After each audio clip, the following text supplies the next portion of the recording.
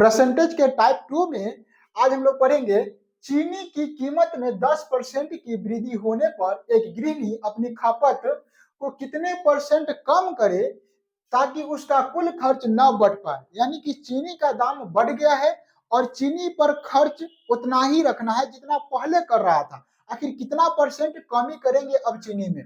तो पहले चीनी मान लेते हैं कि 100 रुपया था, पहले कितना था 100, अब 10% बढ़ गया यानी कि चीनी अब 110 रुपया में मिल रहा है। ठीक है, कह रहा है कि कितना परसेंट कम करें, यानी कि कम तो पहले 100 था, हमको 100 पर जाना है। 110 का चीनी अब पहले 100 में मिलता था, अब 110 में मिल रहा है। तो कितना कम करना होगा? 110 से 100 पर जाने के लिए कितना कम करना होगा? तो 10 कम करना होगा। किससे कम करना है? तो 110 से करना है। 110 गुना करेंगे 100 से, है ना, परसेंटेज के लिए। काटिए, 0 से 0 काटिए, यानी कि 100/11% हो जाएगा। इसको तोड़ेंगे तो 11×99 और 1 10, यानी कि 9.1/11% क्या हो जाएगा? तो ऑप्शन नंबर ए। चीनी की कीमत में 20% की कमी होने पर एक गृहिणी को खपत में कितने परसेंट की वृद्धि करनी चाहिए कि चीनी पर कुल खर्च स्थिर रहे? यानी कि चीनी का दाम इस बार कम गया है और गृहिणी को खर्च ज्यादा करना है, चीनी को ज्यादा खर्च करना है ताकि चीनी पर जो खर्च है वह स्थिर रहे। पैसा बचाएगी नहीं, ज्यादा चीनी खर्च करेगी। तो क्या करेगी? देखिए, पहले चीनी था, मान लेते हैं 100 रुपये, अब 20% की कमी हो गया है, यानी कि 100 का चीनी अब मिलने लगा है 80 में। और गृहिणी चाह रही कि चीनी को और कितना ज्यादा खर्च करे ताकि चीनी पर जो खर्च है वो स्थिर रहे, बढ़ नहीं पाए। तो 100 की चीनी 80 में मिल रहा है, तो यहाँ पर चीनी का खर्च कितना बढ़ाना होगा? तो 80 से 100 20 बढ़ाना होगा। कितना बढ़ाना होगा? 20 बढ़ाना होगा। किससे बढ़ाना होगा? तो 80 से बढ़ाना होगा, 100 करना होगा।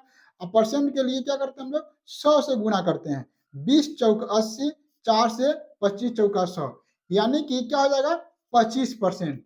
25% हो जाएगा यहाँ पर। इन सब 25% कौन ऑप्शन में है? तो 25% ऑप्शन नंबर बी में है। ठीक है, तो इस प्रकार के जो सवाल है एग्जाम में पूछे जाते हैं। तो हम लोग इस सवाल को चेंज करते हैं।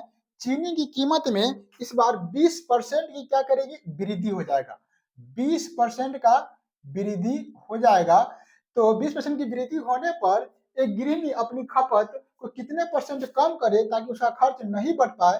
तो हम लोग इसका ऑप्शन को चेंज करते हैं। तब तक आप इसको बनाकर कमेंट बॉक्स में अवश्य कमेंट करें। ठीक है, तब तक हम लोग क्या करते हैं, इसका ऑप्शन को बदल लेते हैं। ऑप्शन नंबर ए में है 9.1/11%। ऑप्शन बी में है 11.1/9%। ऑप्शन सी में है 12.1/2% और ऑप्शन डी में है 16.2/3%।